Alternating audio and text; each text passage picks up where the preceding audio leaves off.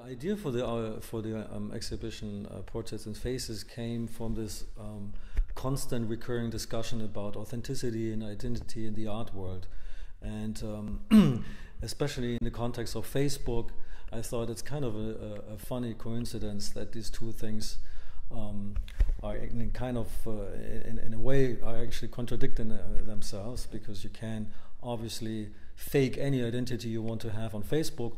At the same time, everybody looks for the true authenticity, the true identity of a person. And that caught my interest, and especially in the context of the art scene, where authenticity is the guarantee of connecting the art world to a certain person, and therefore also generating, and let's put it mildly, economic context, which makes it worthwhile to actually pose the question: what is really the interest of asking for authenticity of a particular person? Well, and not just looking at the work.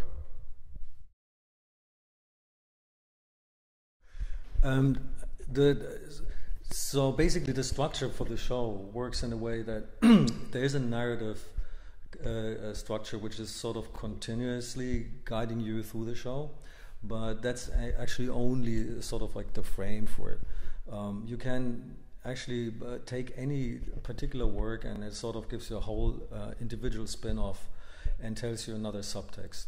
And so do actually the selection. So does the selection of the artists, which all have kind of an underlying narrative structure in their own work. So that sort of like coincides in a I hope that I achieved to make this exciting and entertaining way.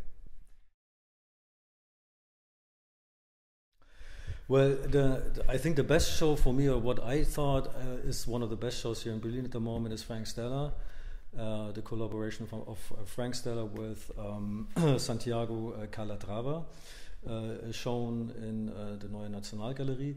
And the reason why, because it kind of, in a very different way, does something very similar to what I do here with my small little show, is that they, in fact, that Stella is, whose paintings is really sort of conquering the three-dimensional space, and Calatrava, who's in fact an engineer, is an engineer, an architect, using archetype structures and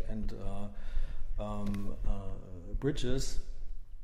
So the collaboration of the two is in fact just two different genres, sort of complementing themselves in a very, very new way and very interesting way. Plus, they're in fact they're telling a story about how do you call it?